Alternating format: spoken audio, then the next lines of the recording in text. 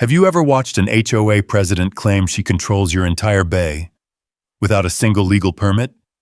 What would you do if an HOA sent police boats to arrest you on water you legally own? I came back to my island for peace, then found forged signatures, fake permits, and a criminal network buried beneath my feet. The moment they planted that sign on my dock, I knew this fight was bigger than any HOA. The first siren hit the water before the sun fully cleared the horizon. It wasn't loud at first, just a distant tremor rolling across the turquoise bay, bouncing between the limestone cliffs that framed the eastern edge of my island. I stood on my dock barefoot, coffee steaming in my hand, the planks still cool with leftover night air. A soft breeze pushed the scent of salt and palm fronds across my face. For a moment, it was just another quiet morning on Echo Isle. Then the boats appeared. 4 of them, county patrol vessels normally used for rescue operations, not whatever this spectacle was supposed to be, cut through the bay like they were chasing down smugglers. Their sirens flickered on and off in sharp bursts, the kind meant to unsettle rather than alert. White wakes fanned out behind them, catching the rising sunlight like torn ribbons of silver. And ahead of them, gliding in with theatrical slowness, was a luxury yacht I'd seen only twice before. It belonged to Bethany Reed, president of the Coral Crest HOA, a woman whose personality was louder than the engines that carried her. She stood at the bow in a vibrant pink suit, a megaphone pressed to her lips, her platinum hair whipping back as if the wind itself were retreating from her. Behind her, members of her so-called Maritime Committee sat stiffly at a lacquered table, taking notes with a kind of frantic obedience. Her amplified voice cracked across the water. "Attention! You are illegally occupying community waters. Stand down and prepare to be removed." I took another sip of coffee. It wasn't the accusation that bothered me. It wasn't even the 4 boats converging on my dock like I'd staged some kind of coup. What rattled me, just slightly, was the certainty in her tone, the complete confidence that her HOA had authority over a private bay surrounding a private island that I owned outright.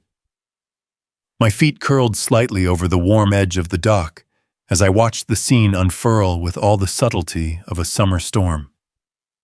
One deputy in the lead boat lifted a loudspeaker. "Sir, remain where you are. We need to, speak with you." The hesitation in his voice told me everything. He didn't quite know why he was here. He didn't quite know what law I was supposed to be breaking. And he definitely didn't know what paperwork Bethany had waved under his captain's nose to justify this morning invasion. The yacht drifted closer until I could see the sharp lines of irritation gathering around Bethany's eyes. She slammed the megaphone against her palm like she needed to wake it, and herself, back up. "You were warned, Mr. Cole," she shouted. "You have ignored every notice we sent, and you continue to trespass on restricted waters. This island is under community jurisdiction, and you—" I raised a hand. "Bethany," I said, not bothering to amplify my voice. "It's 7 in the morning, and you're yelling at the man holding the deed to the bay. You're floating on." Her jaw tightened. The men behind her wrote something down as if the cliff face itself had spoken. Around us, the water glowed with that impossible tropical blue, the kind that made you forget how deep it ran. The patrol boats idled in a semicircle, their engines growling low, waiting for some kind of command. I could feel the weight of every eye, Bethany's, the deputies, the HOA board members hiding behind clipboards, fixed on me. Waiting, expecting fear, submission, panic. But all I felt was a slow, rising sense of indignation. How far had this woman's ego stretched that she believed she could transform a private island into a community pond? How had an HOA, an organization created to remind residents about mulch color and fence height, decided it could launch a naval operation? The gulls overhead circled once, twice, their cries sharp and impatient.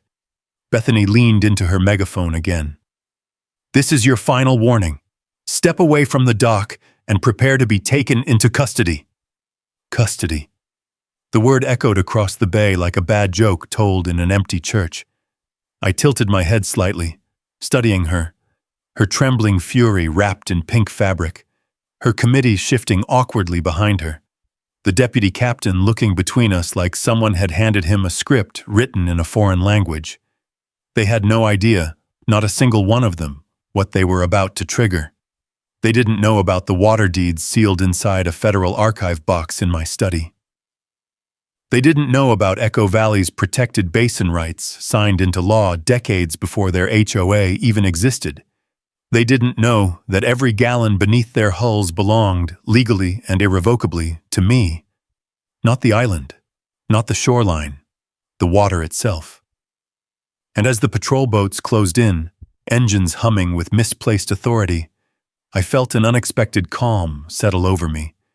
Because while they came with sirens and threats, I had something far stronger waiting just beneath their feet. Why, I wondered as the waves lapped against my dock. Would they try to arrest the man who built and owns the entire water system they're floating on? And as the patrol boats closed in, engines humming with misplaced authority, I felt an unexpected calm settle over me. Because while they came with sirens and threats, I had something far stronger waiting just beneath their feet. Why, I wondered as the waves lapped against my dock. Would they try to arrest the man who built and owns the entire water system they're floating on? 10 days earlier, that answer began to take shape in the form of a battered gray lockbox resting on my lap as my bush plane descended toward Echo Isle. The old Cessna shook slightly as we cut through a pocket of warm air rising off the turquoise water below.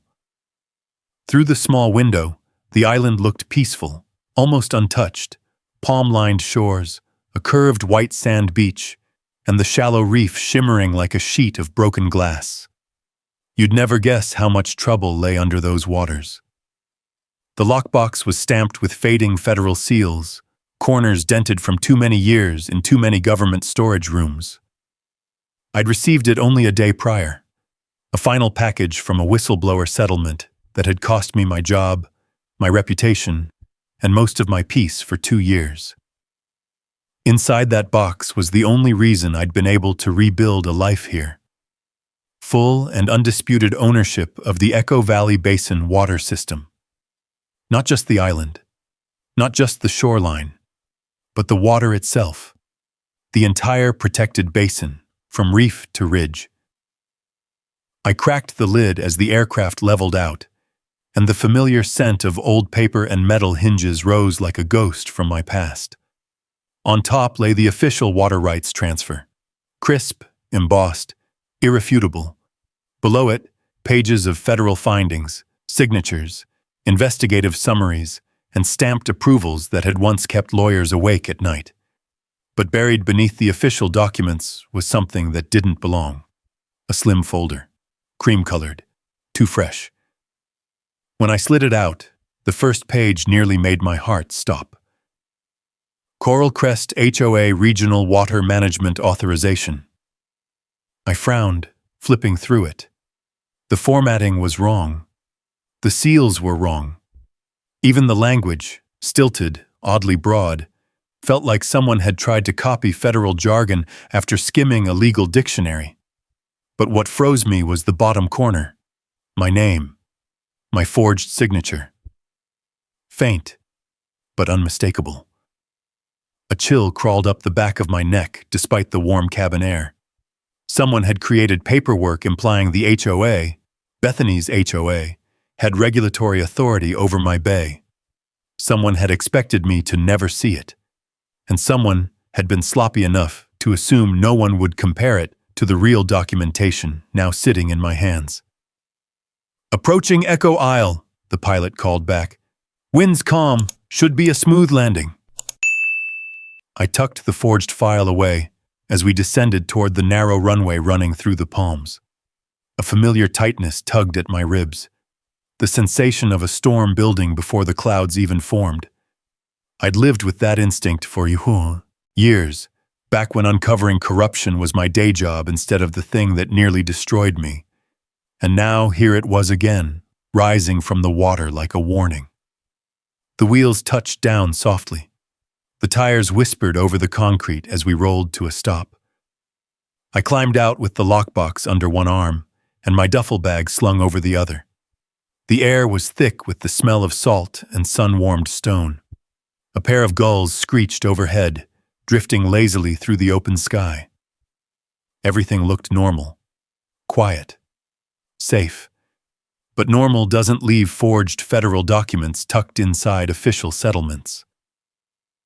By the time I reached my villa, Sarah was already waiting on the front porch. Her hair was pulled back, sleeves rolled up, a stack of case files beside her. She'd been reviewing water codes again, her comfort zone when life got uncertain. "Well?" she asked. I set the lockbox on the table between us and opened it. Her eyes softened at the sight of the official transfer papers, the proof that everything we'd fought for hadn't been in vain. But then I slid the forged file toward her. The warmth drained from her face. "Remy, this signature." "I know." She flipped through the pages, her jaw tightening with each line. "This isn't just fake," she said quietly. "It's bold. Whoever wrote this thinks they're untouchable." Or desperate, I thought. People only forge authority when they've lost the real thing. I stepped out onto the deck and looked toward the distant mainland. Across the water, the Coral Crest subdivision shimmered like a postcard. Gleaming homes, manicured lawns, sailboats tied neatly along their community marina. Calm, polished, perfect, too perfect. Sarah joined me, folding her arms as she followed my gaze. "You think this has something to do with Bethany?" A slow breath filled my chest. "I think Bethany's HOA is trying to claim the one thing they can't legally touch." "The water," Sarah whispered. I nodded. For decades, the Echo Valley Basin had been fought over by developers, HOA boards, ranch owners, government agencies, everyone wanting a piece of the shoreline, the view, the prestige. But only one person ever controlled the water rights: my grandfather. Then my father, and now me. And someone had finally decided to challenge that. Sarah rested a hand on the railing, her voice low. "What are you going to do?" "Figure out who forged this, and why they think I won't fight back." The breeze shifted lightly, fluttering the pages on the outdoor table. For a moment, everything stilled. No gulls, no engines, no wind, just a strange, heavy quiet settling over the island. A quiet that felt like the deep inhale before the storm breaks. And somewhere across the bay, even though I couldn't yet hear the sirens or see the approaching boats, the war for Echo Isle had already begun. That quiet didn't last long. By mid-morning, the sun had climbed high enough to bleach the tops of the palms, and the heat settled over the island like a heavy blanket.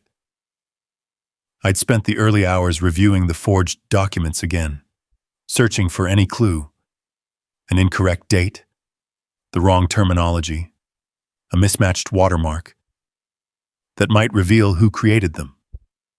But the forgery was too clean for a novice and too careless for a true professional. It had the fingerprints of someone who held power without understanding it. Someone like Bethany Reed. I didn't have to wait long for confirmation.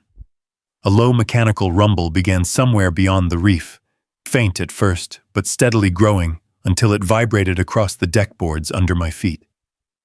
Sarah stepped out from the villa, wiping her hands on a dish towel, her eyes narrowing as she looked toward the horizon. "That's not the mailboat," she said. It wasn't. A glossy white speedboat cut through the bay, its hull slicing the water cleanly, leaving behind a shimmering trail.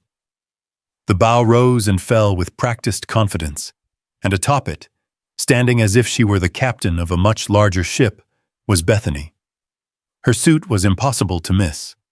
A vivid pink blazer that looked more suited for a televised charity gala than a visit to a private island.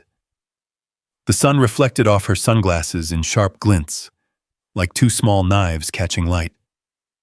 Beside her were three men in matching navy blazers, each clutching clipboards with the rigid posture of people who'd been rehearsing for this moment. They didn't look like law enforcement.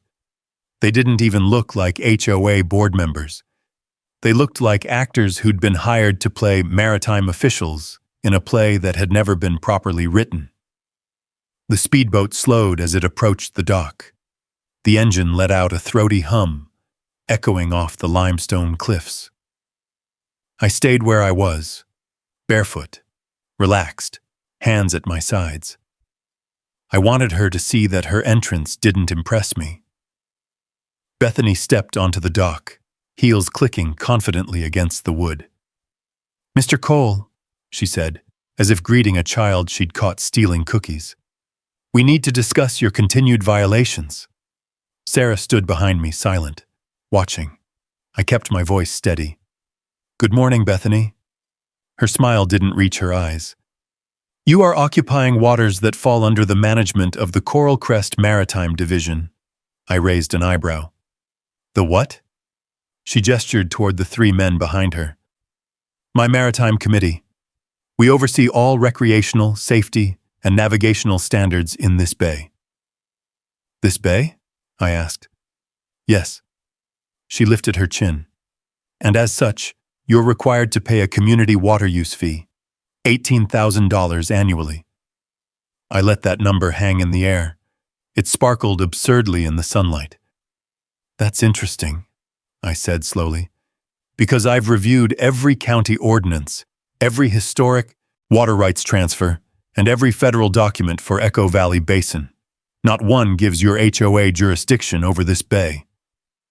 One of the clipboard men shifted uncomfortably. Bethany didn't flinch. "You've had plenty of time to comply," she said. "Refusal will only make things harder." Sarah stepped forward slightly. "Under whose authority are you issuing these demands?" Bethany turned her gaze on her like she'd only just noticed her presence. "Under mine," she said coolly, "and the community I represent." Her tone sharpened. "People are afraid of what you're doing here.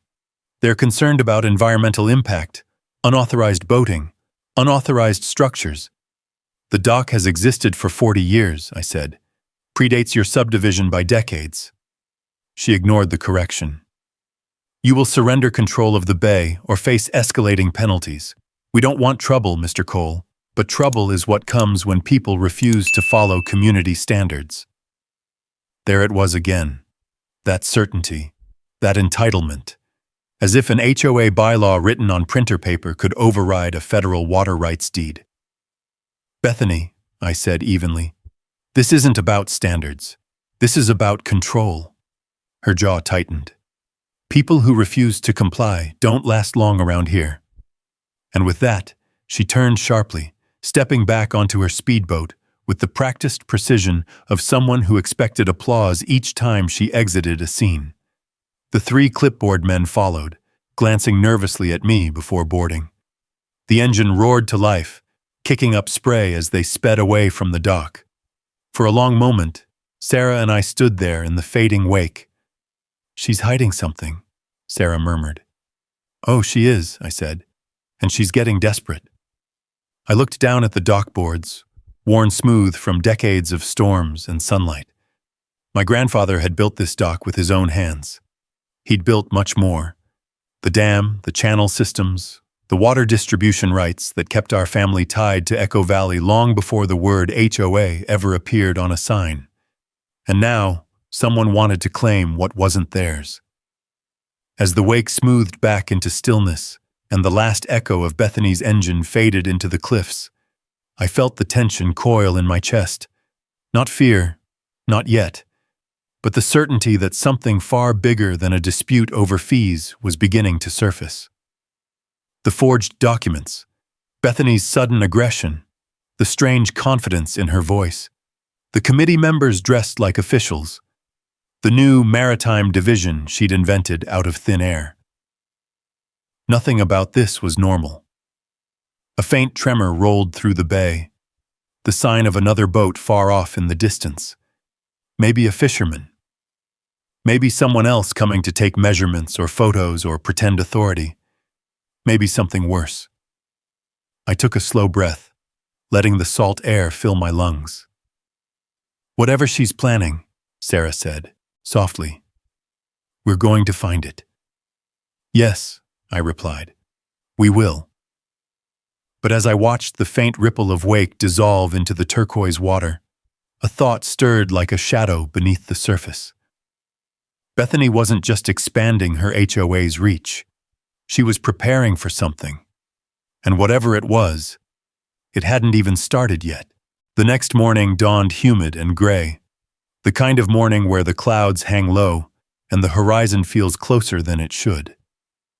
I woke before sunrise, the strange weight in my chest still lingering from the day before.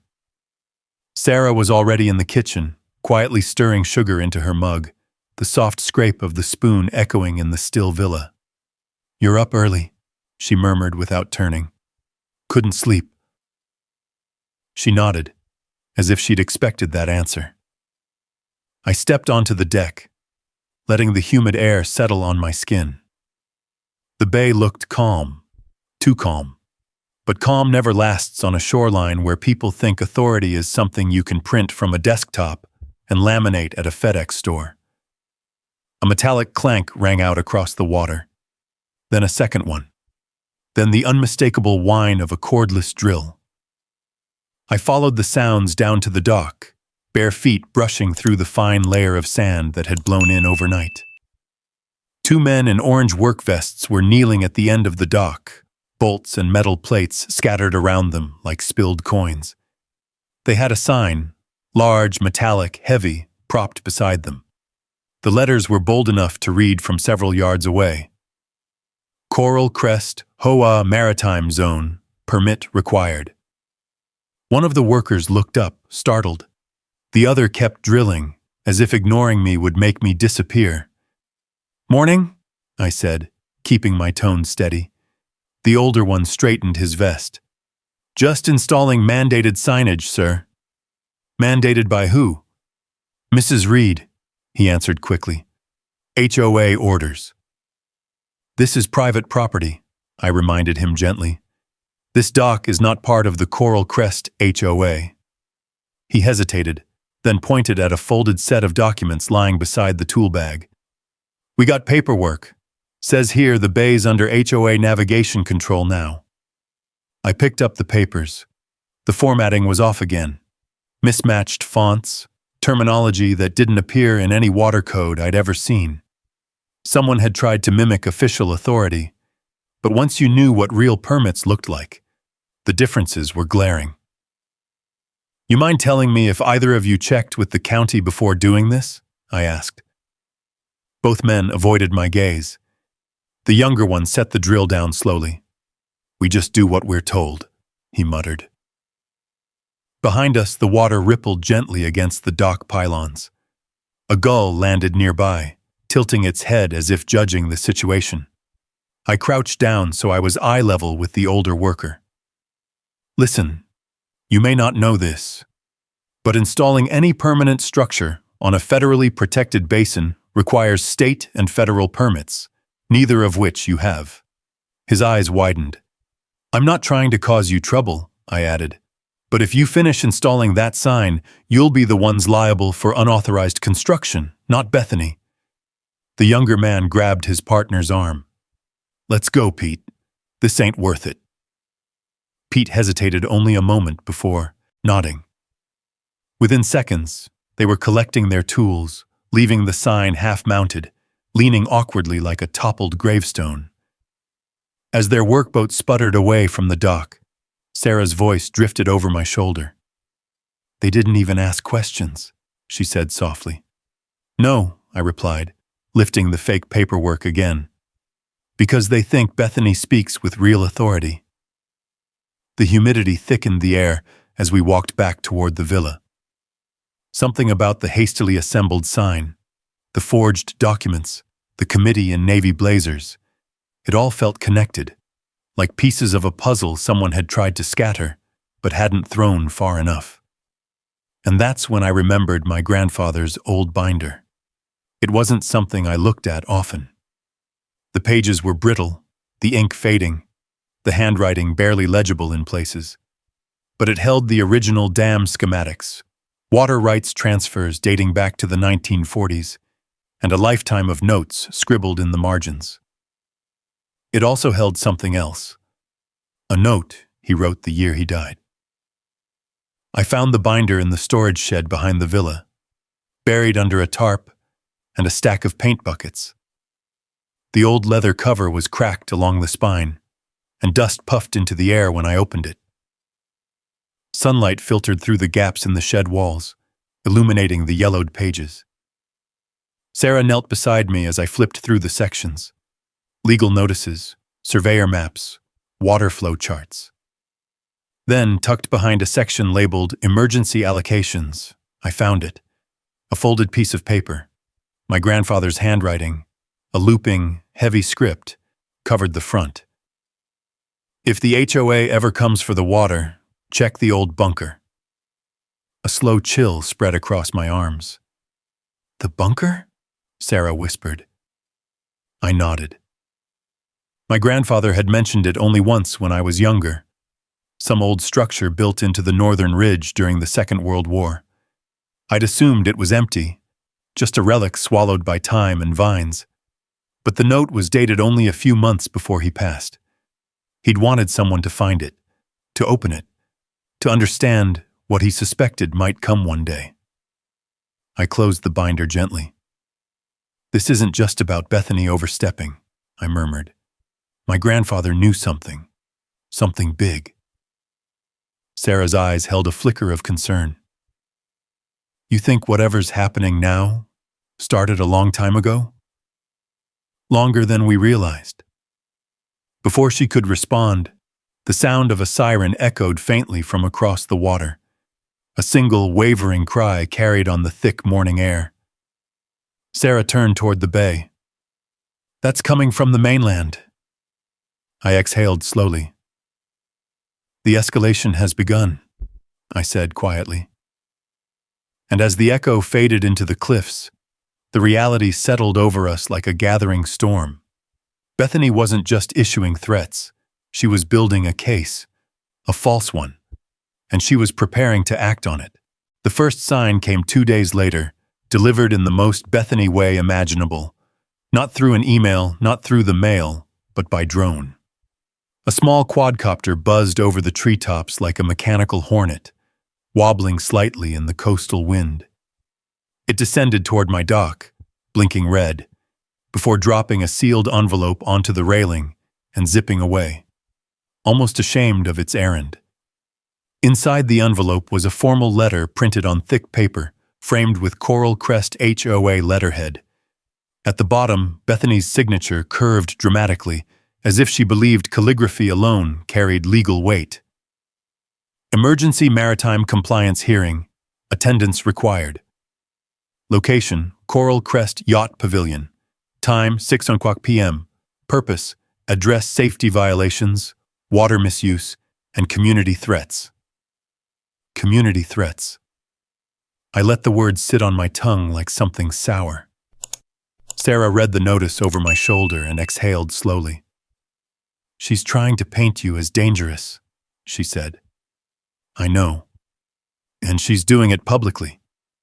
Of course she is. She touched my arm. You don't have to go. Yes, I said quietly. I do. By late afternoon, the sky had cleared and a warm golden hue spilled across the bay. I took the old marina skiff across the water and tied it to the public dock at Coral Crest. The subdivision was immaculate. Freshly trimmed hedges, white stone walkways, palm trees evenly spaced like soldiers in uniform. HOA perfection at its finest. The yacht pavilion sat at the edge of the marina, glass walls facing the water, lights glowing inside like a stage prepared for a performance. When I stepped in, nearly 50 residents were already assembled, seated in neat rows on folding chairs. A long table had been set at the front, where Bethany and her maritime committee sat like a tribunal. Bethany spotted me instantly, She smiled, not warmly, not politely, but triumphantly. "Mr. Cole," she called out, her voice echoing across the room.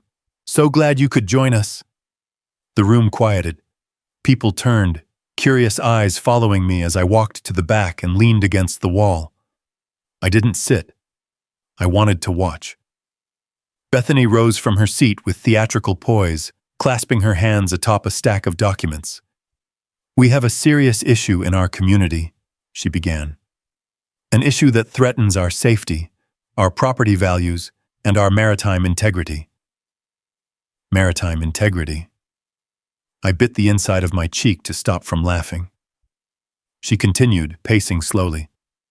"A resident, one who refuses to recognize established regulations, has been conducting unauthorized operations on waters managed by our association. He has denied oversight, refused compliance, and engaged in potentially hazardous activity." Whispers rippled through the crowd. The words dangerous, reckless, unauthorized floated between the seats like drifting sparks. Bethany lifted a finger dramatically. "But this isn't just about defiance. This is about protecting our families, our investments, and our community standards." Her committee members scribbled notes, nodding as if she were reciting sacred text. I watched the room carefully. The man in the navy sweater leaning forward, frowning. The older couple whispering behind their hands. The woman clutching her sun hat like a shield. They weren't malicious. They were simply uninformed, and Bethany knew exactly how to use that. She turned and pointed toward the projection screen behind her. A photo of my dock flashed onto it, zoomed in and overexposed, making the structure look somehow crooked and ominous. "Here," she said, "we have an example of an unregistered dock. Dangerous, poorly maintained, lacking proper lighting." The dock had been built with reinforced hardwood. It had weathered hurricanes. But in the fluorescent lighting of the yacht pavilion, it might as well have been a monster's lair. Another image appeared. My marina skiff tied to a pylon. Someone had angled the shot to make it seem as though the boat was blocking the bay's navigation channel, a feat physically impossible given the geography. "And here," Bethany continued, "we have evidence of unauthorized vessel operation." I folded my arms. Sarah, who had come quietly and stood near the corner, met my eyes, her expression tense. Bethany's voice softened, dripping with false sympathy. "We understand that Mr. Cole may be struggling to adjust to the community's needs, but rules are rules, and when individuals refuse to cooperate, consequences follow." She paused dramatically. "That is why the board is prepared to impose significant fines, mandate compliance inspections, and, if necessary, petition the county for emergency intervention." The whispers grew louder. Someone audibly gasped. Another person shook their head, muttering something about safety. Then Bethany placed both hands on the table and leaned forward. "With great reluctance, we label Mr. Cole a threat to maritime order." The room tensed. A threat to maritime order. On water I owned. I let the silence stretch before stepping forward.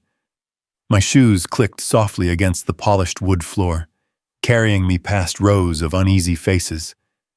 When I reached the front, I didn't raise my voice. I didn't shout. I simply looked Bethany in the eye. "Are you finished?" I asked. She stiffened. "This is an official hearing. You will speak when—" "Good," I said. "Because tomorrow I'll show you exactly who owns this bay." Gasps echoed across the room. Bethany's composure cracked, if only for a fraction of a second. Then I turned and walked out, leaving 50 stunned residents and one furious HOA president staring after me. The marina air felt cooler when I stepped outside, as if the pavilion's fluorescent lights had been holding in all the tension. A soft breeze rolled in from the open water, pushing ripples toward the dock. Sarah caught up with me halfway down the walkway, her footsteps light but quick. "You realize what you just did in there?" she asked. Yes, I said. You challenged her in front of everyone. I know. And you told her you'd prove she's lying. That's the idea. She let out a long exhale, half frustrated, half resigned. Remy, she's not going to back down.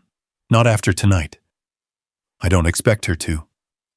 I looked across the darkening bay. But now I know exactly where to push. The forged documents, the sudden maritime committee, the fake patrol unit Bethany had pieced together from scraps of authority. Everything pointed toward one truth. She was preparing something larger than fines or false hearings. By the time we reached the skiff, the last of the sunlight was slipping behind the ridge, bathing the water in a deep orange glow. I untied the rope, started the engine, and eased us away from the marina. The hum of the motor vibrated through the hull, steady and familiar. Halfway across the bay, Sarah spoke again. What exactly are you planning tomorrow? Not tomorrow, I said. Tonight. She turned toward me, waiting. I'm opening the bunker. The color drained slightly from her face. Remy, are you sure? That note wasn't exactly inviting. No, I said. It wasn't. But my grandfather wasn't dramatic. If he said the bunker mattered, it matters.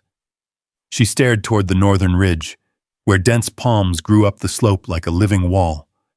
Somewhere behind them was the old concrete structure, quiet, abandoned, forgotten by nearly everyone except the man who built it. As the skiff bumped gently against my dock, the villa lights flickered on automatically. I could feel the island settling in for the night, warm breezes weaving through the palms, salt air thick enough to taste. But beneath that quiet surface, there was unease. Bethany hadn't just humiliated me. She had attempted to make me the enemy of a community that relied on my water. Anyone willing to twist reality that far wouldn't stop at public shaming. Sarah joined me as I grabbed flashlights, gloves, and the old metal key that my grandfather had given my father and that my father had given me. We hiked toward the northern ridge, following a narrow trail overgrown with ferns and creeping vines. The deeper we walked, the thicker the air became. The hum of insects surrounded us, blending with the distant rhythm of waves crashing softly against the cliffs below. By the time we reached the bunker, night had fully settled over the island. It was smaller than I remembered, half buried in the slope, a squat concrete cube smothered by vines. The old steel door was rusted but intact, the hinges cracked with salt exposure. A faded government stencil was still barely visible across the surface. Sarah swept her flashlight across it. World War II construction? Originally, I said, but the structure was reinforced in the 70s. My grandfather always said it was a relic, but something tells me he used it for more than storage. I slid the heavy key into the lock. It resisted at first, grinding against corrosion, but eventually turned with a slow, metallic groan. The door cracked open, releasing a breath of stale, cold air that smelled of dust, iron, and forgotten time. We stepped inside. The flashlight beams cut through the darkness, illuminating concrete walls thick enough to withstand storms or intruders. A metal desk sat against one wall, its drawers closed but slightly bent. Filing cabinets lined the back, their labels faded but legible under the dust. Sarah exhaled softly. This isn't just storage. No, I agreed. This looks like a record room. The first filing cabinet screeched when I pulled it open. Inside were folders arranged with almost obsessive care. Surveyor reports, basin measurements, flow rate logs, water transfer agreements. My grandfather had documented every gallon that moved through the ecosystem. But the second cabinet was different. It didn't contain water charts or dam schematics. It held folders labeled with words that made my blood run cold. Unauthorized transfers. Shell buyers. Fee diversions. And one folder with a name I recognized but hadn't expected. Ashford B. Reed. Sarah raised her flashlight, her expression tightening. Bethany's husband? Yes. I opened the file carefully. Inside were documents that hadn't seen daylight in years. Records of offshore accounts, wire transfers from the Coral Crest development years before the HOA even existed, and a network of shell companies all tied back to one signature. Hers. Or rather, her husband's. Sarah swallowed. Remy, this is more than mismanagement. This is laundering, I said, my voice low. And this bunker, it's holding the proof. A sudden vibration rattled in my pocket, my phone buzzing in the still air. I answered it without taking my eyes off the open folder. Remy? Marcus's voice came through, tight and urgent. I'm here. You need to know something. Bethany just made a call to the county. She reported an armed man on your island. I felt Sarah stiffen beside me. Marcus continued. She's telling them you're threatening the bay and refusing to cooperate with safety officers. She's pushing for intervention tonight. The bunker felt smaller suddenly, the air heavier. She's escalating, I said quietly. She's lying, Marcus corrected. And she's desperate. I closed the file and slid it into my backpack. Thank you, I told him. We'll be ready. I hung up as Sarah stepped closer. What now? Sheatham asked. I lifted the backpack onto my shoulder, the weight of the evidence solid and cold. Now,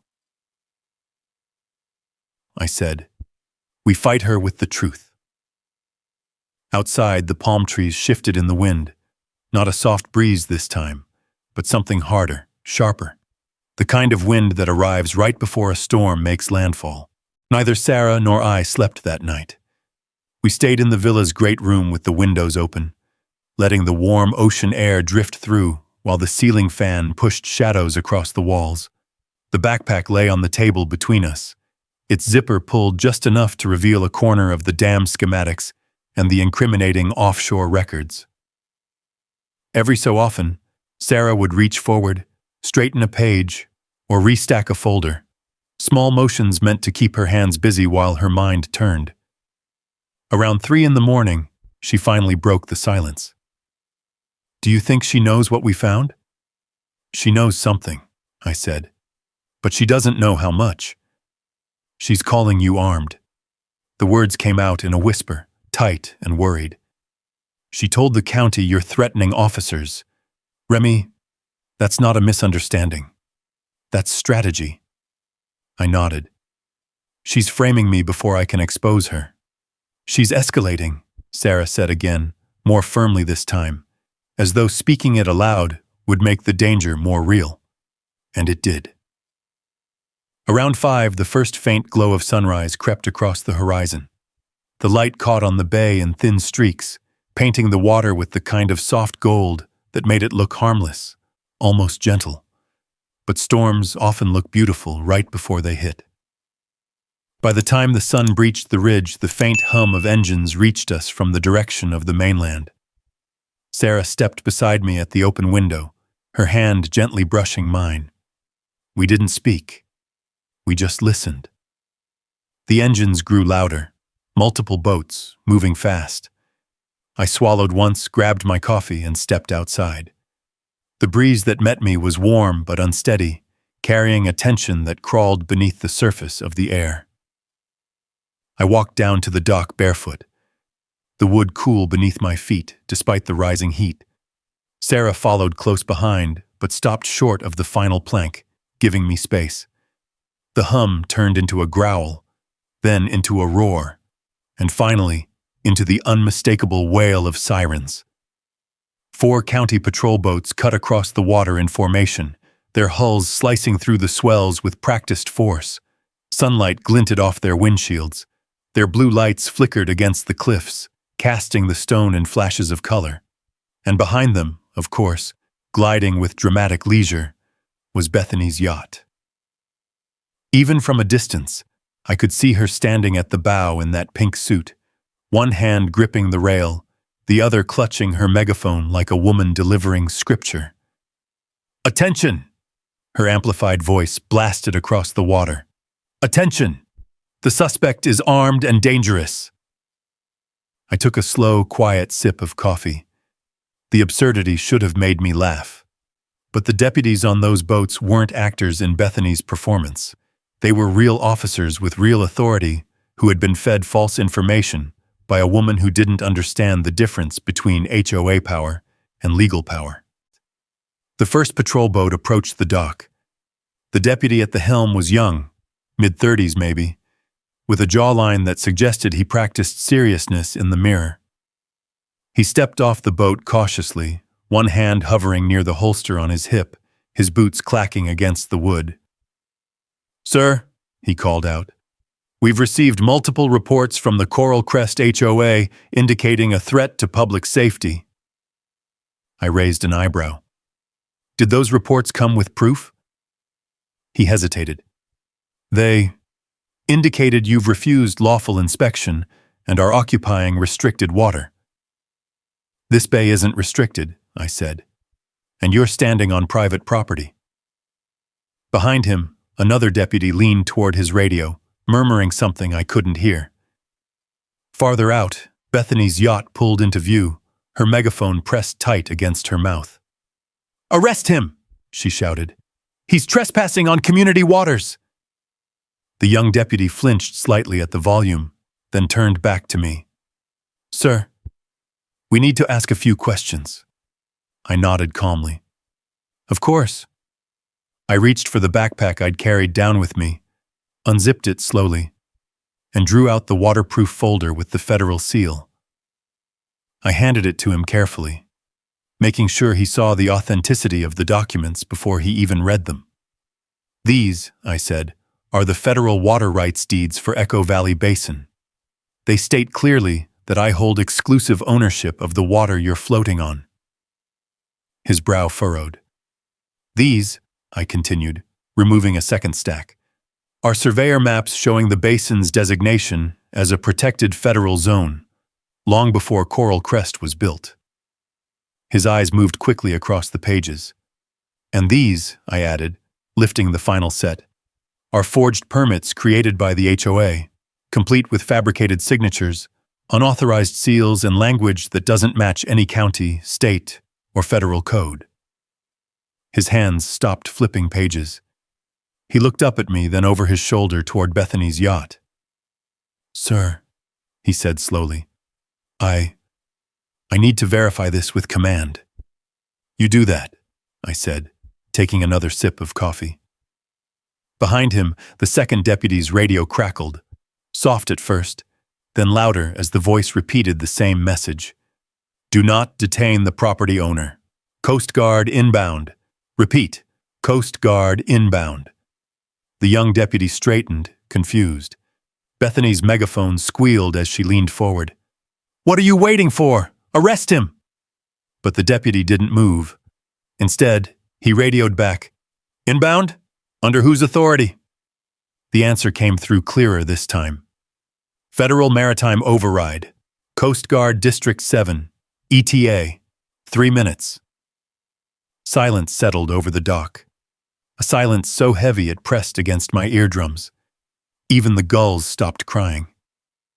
Then, from beyond the mouth of the bay, a deep horn sounded, long, resonant, unmistakable. Sarah stepped beside me, her offs, breath catching. "Here they come," she whispered.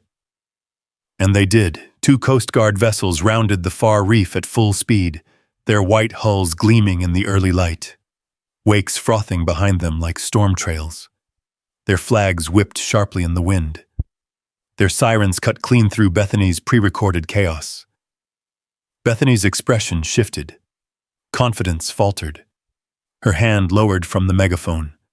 Because for the first time all week, she wasn't facing a rancher she thought she could bully. She was facing the law.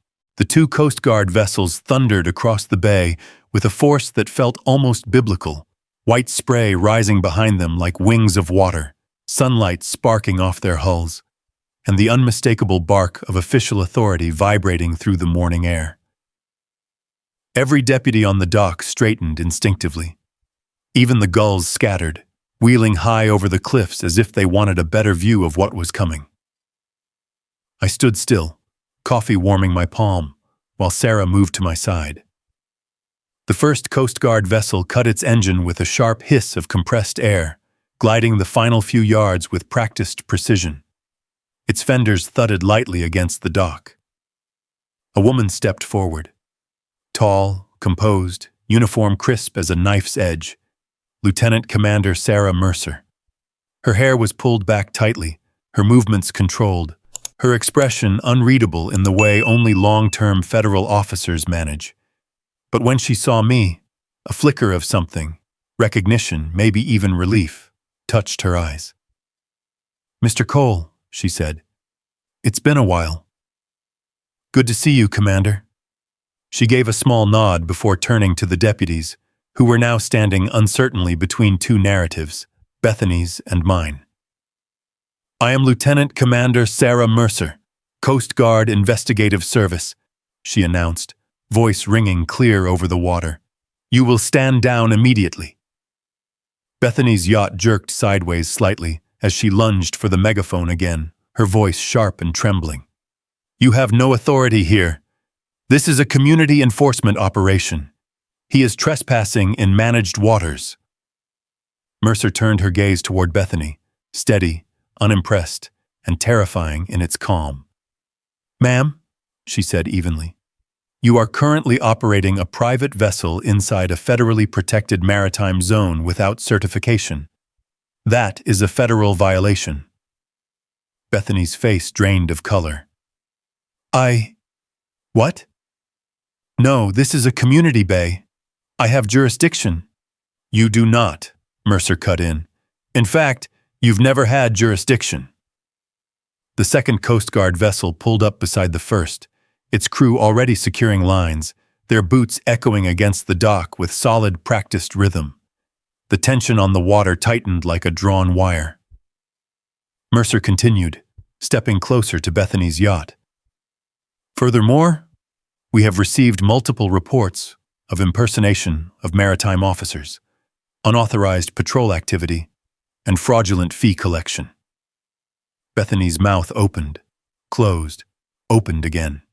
Her committee members, who only hours earlier wrote furious notes during the hearing, now looked like children caught drawing on the walls. Those reports are misinformation," Bethany sputtered. "We are maintaining safety standards." Mercer raised a sheet of paper, its edges fluttering lightly in the growing breeze. "This is a federal water rights deed, transferring exclusive ownership of these waters to Mr. Remy Cole." Bethany froze. Mercer lifted another page. "This is evidence of forged permits created under the name of Coral Crest HOA." Bethany's breath hitched audibly. "And this," Mercer said, holding up a final document, the one from the bunker, "details unlawful offshore transfers tied to your household's accounts." The bay fell silent. Even the water seemed to pause. Sarah moved slightly closer to me, her posture steady but her breath tight. She'd known the evidence would hit hard, but even she hadn't expected the silence to be this absolute. Bethany, pale beneath her sun-kissed makeup, finally managed a whisper. "This is a misunderstanding. You can't. This is my community. I didn't." Mercer stepped onto the yacht with the smooth authority of someone who'd boarded far more dangerous vessels. "Ma'am," she said gently, almost sympathetically, "please turn around." Bethany blinked. No, I won't be treated like this. I am the president of—" "You are under arrest." The words landed like a stone dropped into still water, sending ripples through every person watching. Mercer reached for her cuffs. Bethany stumbled backward, hitting the railing of her yacht, her composure cracking wide open. "Under arrest? Me? For what?" Her voice pitched up high and thin, like a string pulled too tight.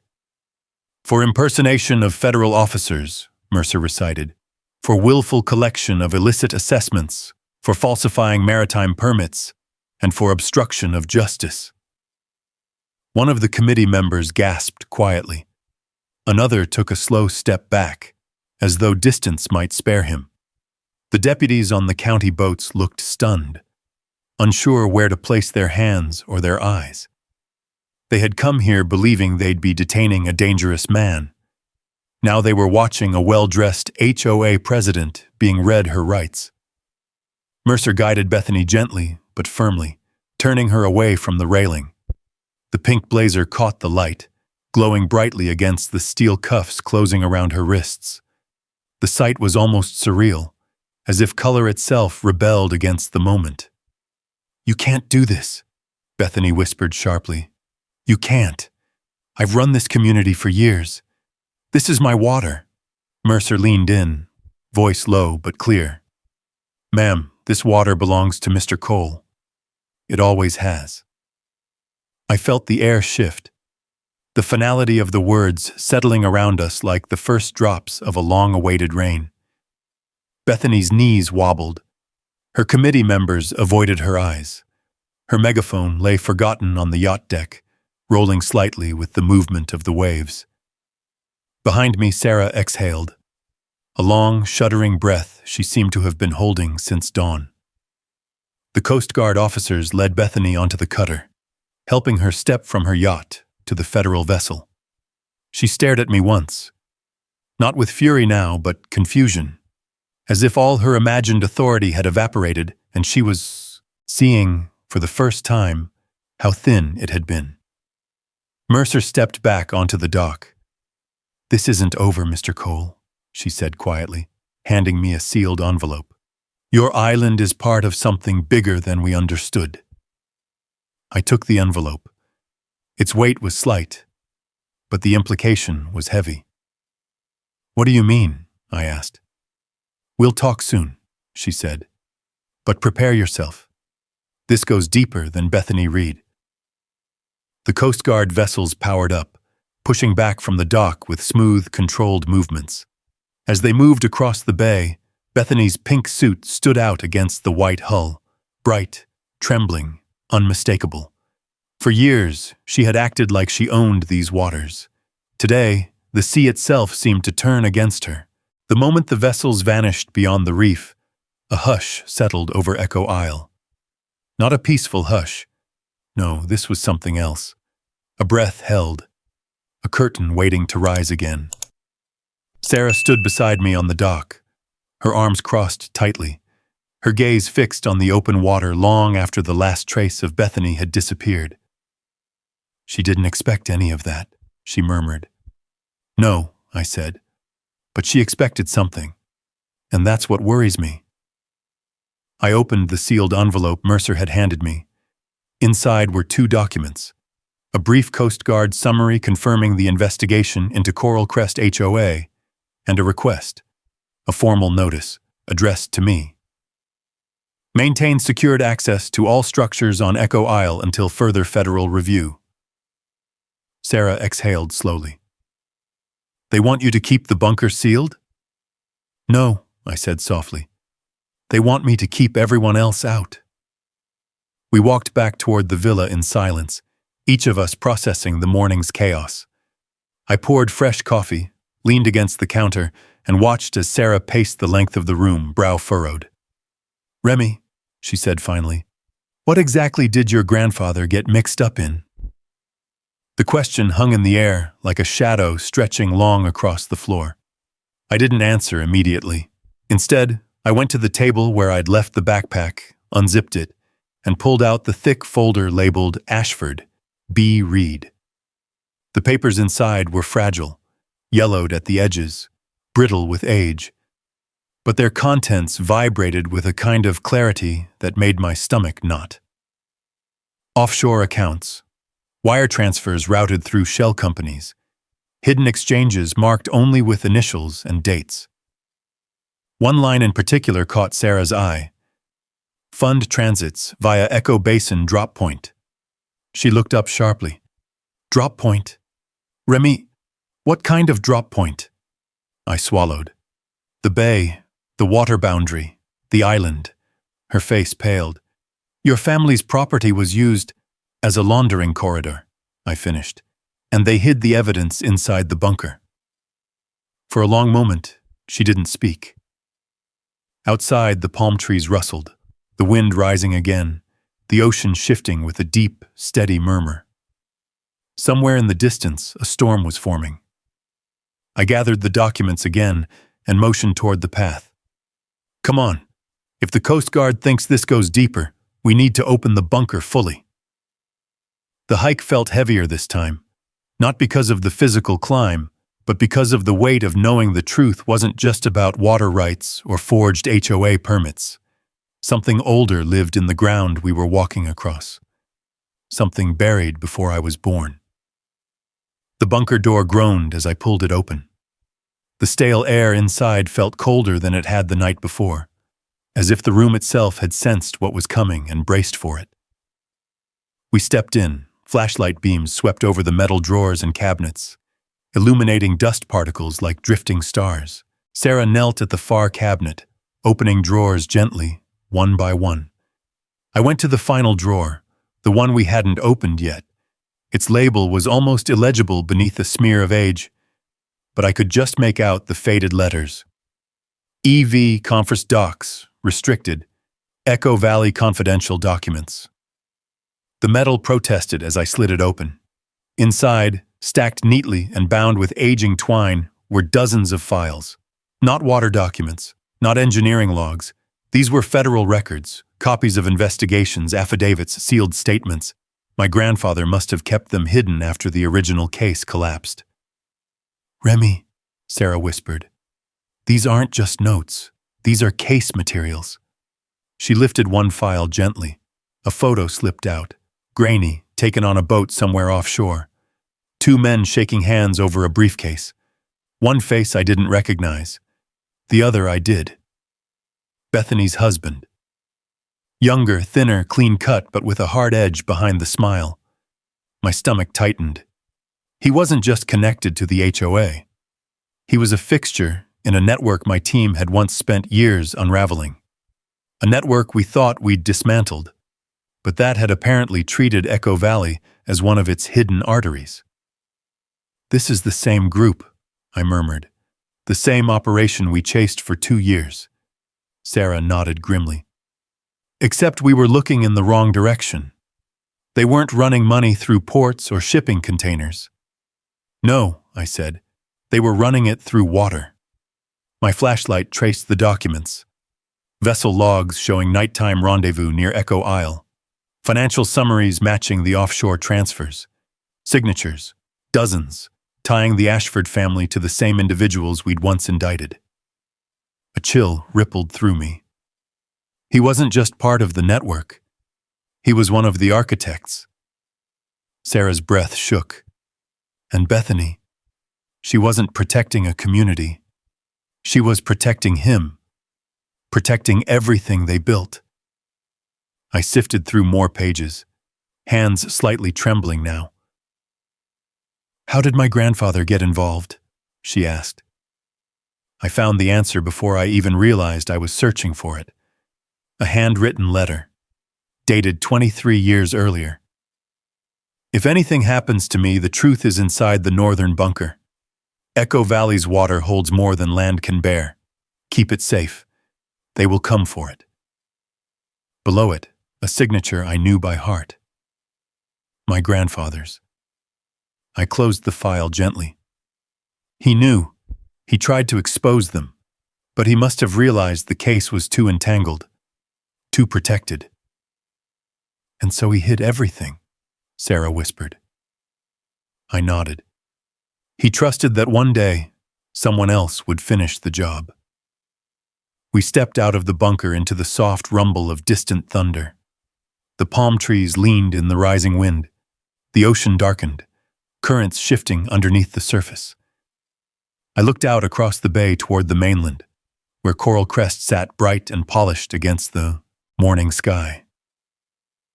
Sarah, I said quietly, this isn't just an HOA scheme. This is criminal infrastructure built into the bones of this valley. She touched my arm gently. And now you've uncovered it. Lightning flickered far off the coast. "What happens next?" she asked. I should have answered, but before I could, my phone buzzed. A number I didn't recognize. A Federal Exchange. When I answered, a calm male voice spoke. "Mr. Cole, this is Assistant U.S. Attorney Miller. We've reviewed the materials you provided. Are you prepared to testify regarding the Echo Valley laundering operations?" The wind howled across the ridge, carrying sand and sea spray with it. I looked toward the bunker, its door still open, secrets no longer silent. "Yes," I said, "I'm ready." 6 months passed before Echo Valley tasted real peace again. Enough time for 3 grand juries, 2 federal search warrants, and 1 televised arrest that rattled the polished streets of Coral Crest harder than any storm I'd seen roll off the Atlantic. Bethany's husband, who had hidden in the shadows of the HOA for years, was finally brought into the light. His arrest came at dawn, officers walking him from his waterfront home in a robe and slippers, cameras flashing against the reflective glass of their grand foyer. His empire, built on forged permits, fraudulent fees, offshore accounts, and the manipulation of naive homeowners, collapsed within days. Bethany's trial followed quickly. In court, she looked smaller than she ever had on her yacht. Her pink suits were replaced with muted tones. Her voice, once sharp enough to cut through ocean wind, barely rose above a whisper. The courtroom's wooden walls soaked up every ounce of her bluster, replaced it with something fragile. I sat in the back row during her sentencing. She stared forward, jaw trembling, as the judge read her crimes aloud. Impersonation of federal officers, obstruction, falsification of documents, laundering conspiracy, and the misuse of community funds. When the judge finally delivered the years that would follow, decades, not months, Bethany exhaled in a shaky, broken puff of air. She didn't turn around, didn't look for her committee, didn't look for her husband. But she looked at me. Not with hatred, not with fury, but with the deep, bewildered sorrow of someone who finally understood that her imagined power had never been real. Her eyes seemed to say, "How did it all come to this?" Mine answered silently, "You built it this way." When the bailiff escorted her out, the echo of the closing door felt like the final punctuation mark on a chapter Echo Valley had waited years to finish. The island, my island, felt different when I returned home after the trials. Not physically. The palms still curved in the same quiet sway. The turquoise bay still glittered with its familiar fractured light. The dock still creaked in the same soft rhythm each time I stepped on it. But something beneath all that was newly unburdened. Maybe it was me. The marina, once shadowed by the fear of HOA patrol boats, now hosted families again. Sunburned kids dangling their feet over the edge. Charter captains prepping for morning trips they'd been afraid to run under Bethany's maritime division. One by one, neighbors I'd never met paddled up to the island just to say thank you. They weren't thanking me for exposing a scheme. They were thanking me for giving them back the water they'd been too afraid to touch. One couple, a retired fishing guide and his wife, moored their boat at my dock one afternoon. It was a brand new vessel, glossy hull, name painted proudly in deep blue letters along the stern. Second Chance. He handed me a photograph of them on their first outing. Lines cast over the calm water, smiles wide enough to erase the hard years behind them. They'd received restitution from the seized HOA funds and used it to rebuild the business Bethany had shut down. "She took our boat," the man said quietly. "But you gave us back the water. That's what mattered." Before I could respond, he put a hand on my shoulder, steady, grateful, weathered by the sun and tides, and nodded once. After they left, I slipped the photo into the wooden box that held my grandfather's letter, the whistleblower documents, and the final pages of the case that had begun long before that HOA ever formed. The box felt heavier now, but in a good way, like it carried not just burden, but meaning. Sarah visited Echo Isle every weekend through the fall. Sometimes she brought old Coast Guard friends. Sometimes she brought case files, wanting to keep the momentum of justice alive. And sometimes she brought nothing at all, just herself and the quiet comfort that had sustained us through hurricanes far worse than this. We rebuilt parts of the island together, strengthened the dock, repaired the old generator shed, cleared the path leading up to the bunker, not to hide it, but to preserve it as part of Echo Valley's tangled, complicated story. The bunker itself was sealed now, its contents cataloged by federal investigators and stored securely. But the concrete shell remained, crouched under the palms like an old sentinel. "Do you ever think he knew?" Sarah asked one evening, watching the sun dip into the sea. "Knew what?" I asked. "That one day, it'd be you who uncovered everything." I looked out at the water, golden now, glassy, almost impossibly calm. "He hoped someone would," I said softly. "I just happened to be standing in the right place when the storm hit." A pelican skimmed low over the surface, its wings casting thin shadows that danced across the gentle waves. The buoys marking the boundary of the protected basin bobbed gently, their federal seals catching the last light of day like small, steady beacons. For a long moment, I listened to the water, its rhythm, its memory, its quiet strength. The same water Bethany had tried to claim, the same water her husband had tried to exploit, the same water my grandfather had protected, even when it cost him more than he ever said aloud. As I stood on the dock with the evening breeze lifting the edges of my shirt, I felt something settle inside me, a kind of understanding that didn't need words. Authority doesn't come from volume, or bravado, or fines printed on fancy paper. It comes from truth. It comes from legitimacy. It comes from standing your ground, even when someone sends boats to take it from you.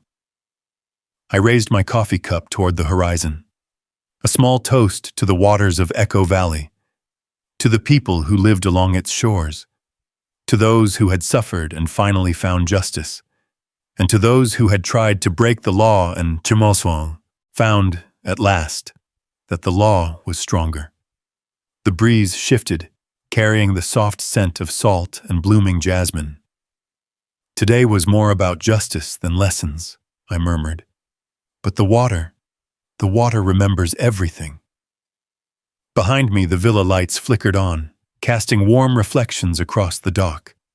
And as the last sliver of sun dipped below the horizon, I knew this chapter had closed. But Echo Valley, in its own enduring way, was only just beginning to breathe freely again. If you've ever stood your ground for something that was rightfully yours, drop a simple yes in the comments. It's amazing how far a little truth and steady resolve can go. Justice only works when everyday folks refuse to be pushed off their own land and water. And if stories like this speak to you, I'd be honored to have you stick around. Go ahead and subscribe for more real-world HOA and ranch country justice tales.